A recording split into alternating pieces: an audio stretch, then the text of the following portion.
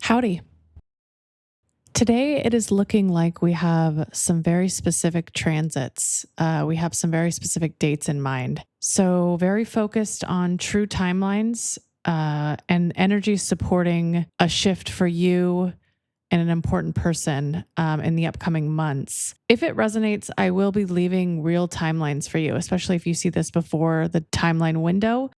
It'll be in the description. There'll be dates to consider. So do not feel you need to extract all the information that you hear. I will leave it all written out for you. However, I do want to stress that this reading does feel timeless in the sense where it is a collective read. So there's typically two interpretations. There's one is very literal. It is very much supported by the energetic weather upcoming. And then there's also, at the time that you're listening to it, the shift that could happen upcoming. It doesn't have to be as rigid. It could be more fluid. So don't take timelines too tightly. So let's just talk about who this message is for so we don't waste anyone's time, whether you're coming in at the time of this message or much later. This one is hyper specific and you'll know right away that it's yours, I think. I think the best way to filter who this is for from what I'm seeing here is this one part here. It looks like there is very much a shift in your understanding of difficulty. And it's important to what's happening now, what's going to happen, or what has been happening in the past as you've been leading up to this moment. You maybe have been noticing your view of difficulty sort of shift. What I see here is difficulty used to show you what looks like passion, like things that were difficult, that confused you, that were challenging, you maybe mixed up or the lines got crossed between it being a passionate thing and you're sort of noticing the difference now. It's like when things used to feel intense, it drew you in because things felt like they were moving and now it feels too hard. There's like a definite shift. It's too challenging. It's too much. You exit. But in the past,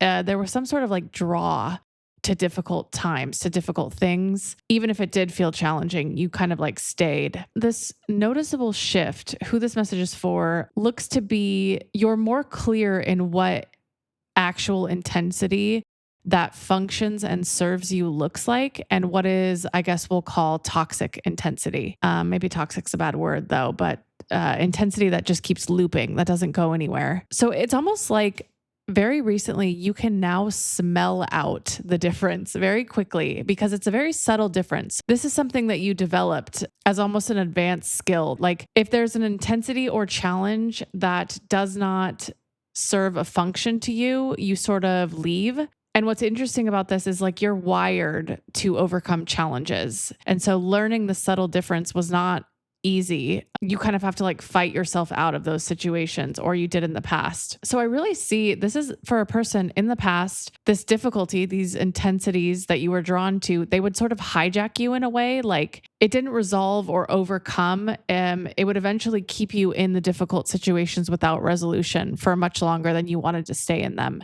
But the shift, what's important, what this reading is going to focus on is you're experiencing an increased sensitivity to difficult situations that you haven't had in the past. Like, you know, it's difficult, you know, it's not going to resolve, and you exit, you leave. And that wasn't the case in the past. You would stay in the past. And so it could be showing in really odd, specific ways now, like who this is for. Like you could have a hypersensitivity to difficulty as like your shift right now. Like you're noticing that things are not going to help you grow. They're not going to resolve. And so you just kind of like leave immediately. Like you're super, super sensitive to this shift in you, this subtle difference that you pick up. And this is, again, it's being confirmed to me multiple times here, is like, this is a quiet, subtle thing. Nobody talks about those who are wired for challenges when they start to differentiate between challenges that don't resolve and challenges that do. No one talks about that. It's kind of like a hidden skill. So there's also a person in this as you're shifting, as you're mastering, noticing the subtle differences. Like they're shifting, but in an entirely different way. But what I see here is both are very positive. This is a very optimistic reading. Yours is focused here on this hyper awareness, this learning to subtly understand what difficulties actually going to help you and what's not. And theirs is much different that I'll talk about if this reading resonates for you. So this reading is for you. In other words, if It's something you're noticing you're doing. This hypersensitivity to difficult situations, you are noticing you are exiting without question. You are not asking for permission anymore. You are leaving when you smell this very subtle difference. And maybe you didn't notice that you were doing this specific thing until I defined it here. But if that sounds anything like you, if you went from spinning in difficulties to now being hypersensitive, this is your reading. Welcome to your reading. Okay, really quick here before I get too in depth with the rest of this reading. There's a really small detailed note here, not for everybody, but for a few, about doing something you dread every single day. This isn't light dread either. This is like cumulative dread. This is like compounding dread, like it's getting worse and worse over something. Whatever that resonates with, however that applies to you. There's a specific note here, a specific solution. Whatever this dread keeps growing in, the best way to actively fight this is what looks like stopping performing rituals around this thing. And I'll explain. For example, the Sunday scaries, if we all know what that is, it's like this dreadful thing about working on Monday. And maybe that's literal for you and that's where it's showing up. But Sundays themselves, they're really scary because they're the day before we have to do the action. So they have the most space to think about it. They have the most space to build this sort of ritual, build it up in our mind, right? And so the note here is to fight this dread, to fight what you're dealing with and to stop it from compounding and getting worse, is it kind of lies in the preparation, the rituals you do before doing the thing. However that looks in a routine sense for you. So like if you sit on the couch every Monday morning before you do the thing, stop doing that. That is what Spirit is suggesting. It looks like just doing it without preparation or thought in scattered ways, not in the routine, ritual-like ways that you've been doing it. And this is tricky because sometimes things need a ritual, they need a routine, but it's asking for you to break outside of that to stop the dread from continuing. In whatever way that you have control over, whether it be starting work at a different time, doing things randomly in bursts. There's something here about the ritual, the routine, aiding to the dread for you. And that's very specific. It will not apply to everyone. Just know that that came through pretty strongly for some of you. Okay, back to the message. This message is super specific, involving you, a specific person. It doesn't have to be romantic, but there is two different timelines of shifting that are happening here that are pretty potent. There's a timeline, an arc of events I'm being shown for maybe the both of you, but in two different ways. So two specific astrological timelines are coming through. They have dates. They will go in the description, but there's a build-up player here that I think this first part is going to talk about. The player that is showing me what's shifting before these dates sort of take place, almost like a pressure cooker before the transits have their way. With encouraging the energy as well. So this is divinely orchestrated. That's certain. This person attached, this person in your energy, whoever they are, however they show up, they seem to be the main player in the sense where these buildups are designed to push them into something.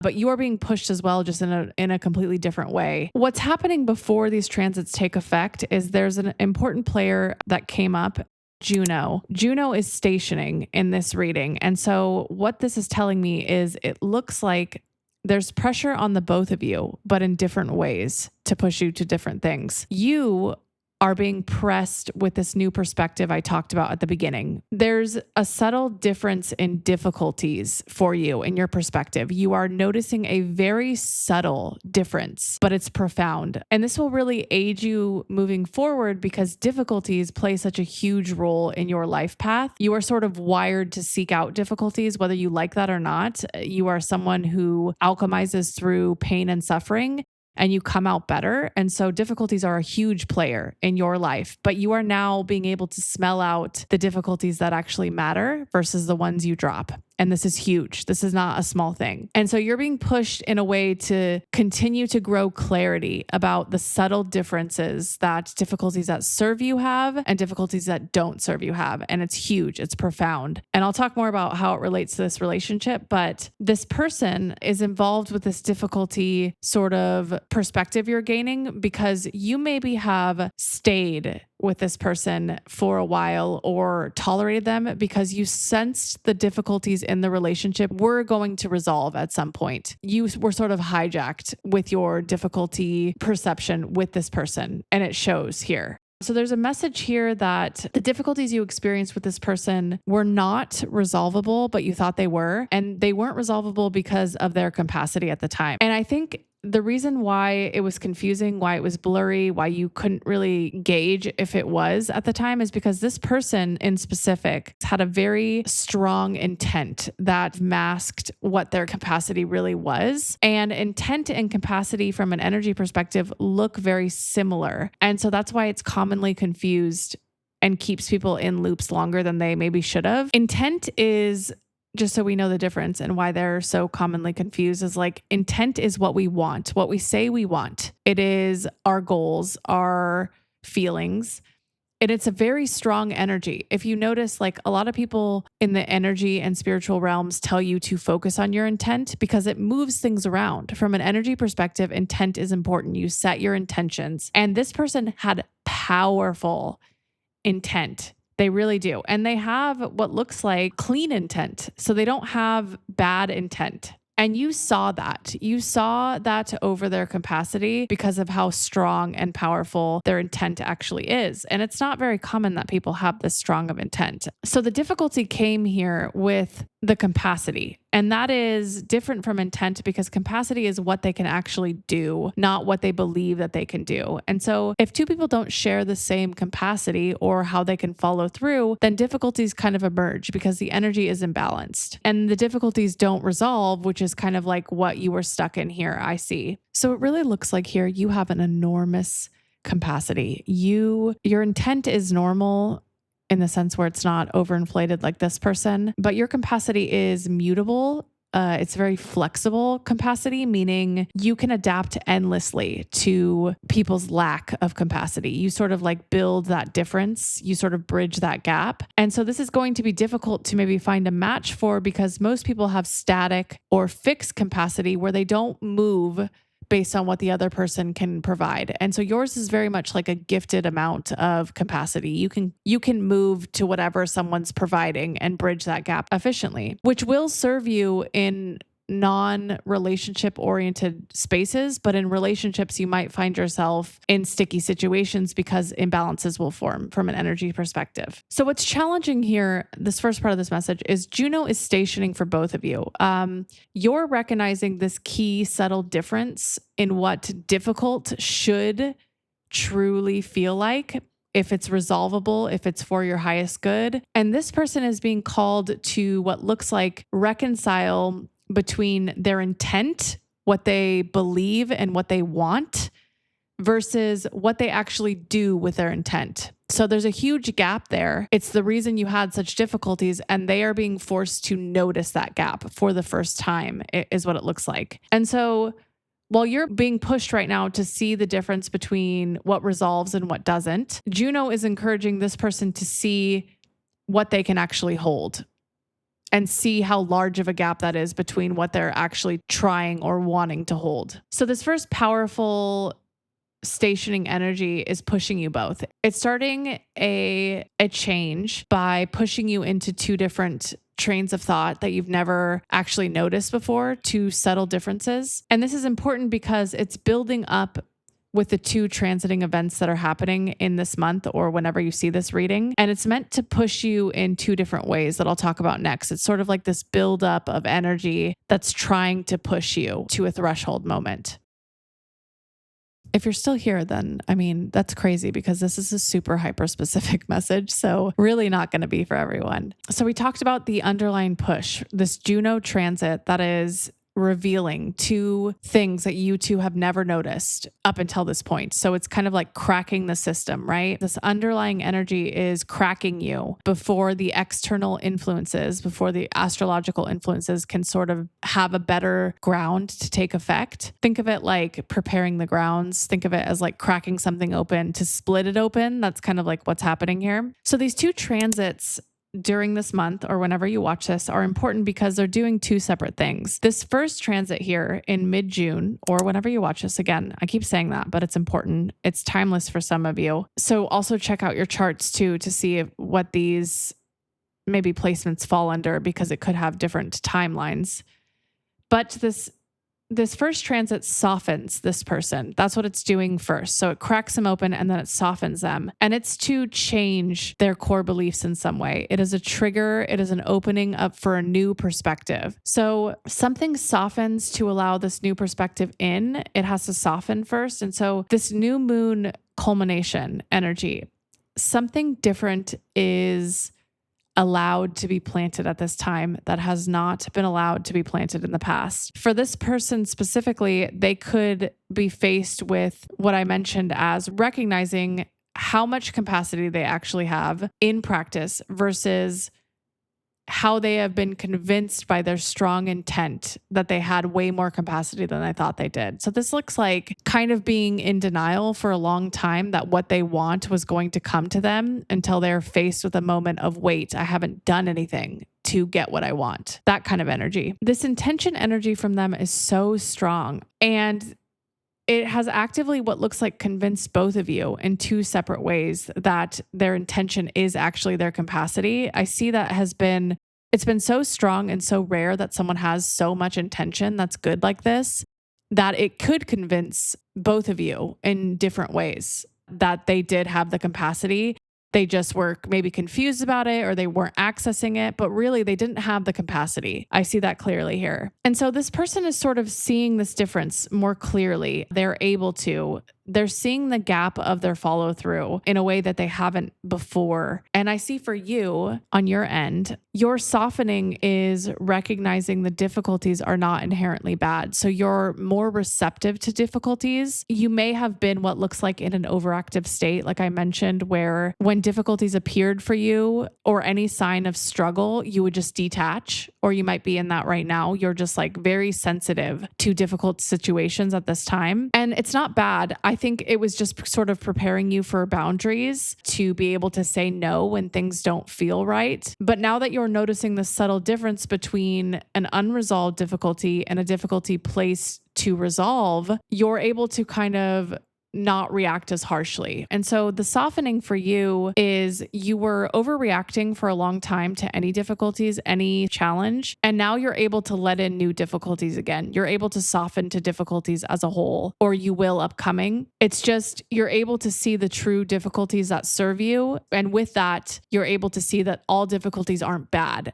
So if you're feeling like all difficulties are bad and you cannot tolerate any, this is kind of your sign that that's going to resolve upcoming. It's just you're in this overreactive space that's temporary while you learn the boundaries of what serves you and what doesn't. So this message is super layered here if you haven't figured that out yet. While what looks like you are beginning to clearly differentiate aligned difficulties and difficulties that are not aligned, they are recognizing what they have capacity for and what they have intent for, and how big of a gap that is and how noticeable that difference is for the first time. And this is where the hope of this message comes in. This is where the optimism comes in, is both of you on these paths of these two separate things are what looks like a key to a successful reunion. Some of you might not want to hear that, but some of you might want to hear that, is like the things that you're specifically working on separately are what would create a harmonious and balanced alignment in the future. You might find that your ability to smell out higher intention difficulties will actually stop you from engaging with this person, because you create such an advanced ability that